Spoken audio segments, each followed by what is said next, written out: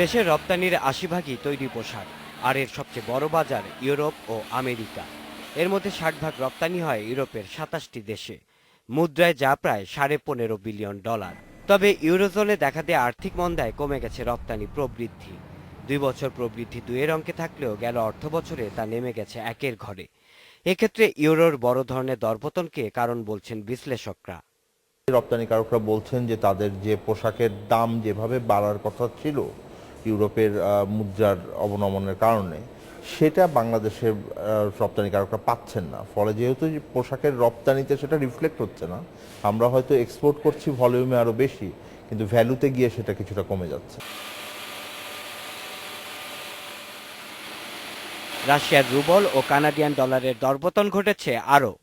এশিয়ার অর্থনীতিতে কিছুটা মন্দাভাব দেখা দেয়ায় দরপতন ঘটেছে ভারত, পাকিস্তান, চীন ও ভিয়েতনামের মুদ্রারও। তবে ডলারের বিপরীতে টাকার দরপতন সামান্যই।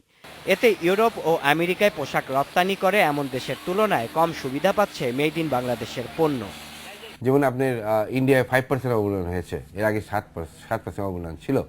আর আমাদের দেশে অতি মূল্যায়ন হচ্ছে আবার 2.17%। এসব কারণে আমাদের এক্সপোর্ট আর্নিংটা কমে যায়, আমরা তাদের থেকে প্রতিদিন পিছিয়ে পড়ি। ডলারের এগেইনস্টে ইউরো, রুবেল এইসব দুর্বলতার জন্য আমরা $385 মিলিয়ন আমরা এক্সপোর্ট আর্নিং আমরা মানে কম পেয়েছি।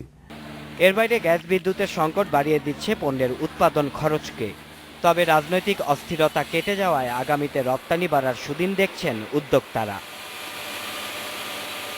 Shaon Hasnat, independent news, Dhaka.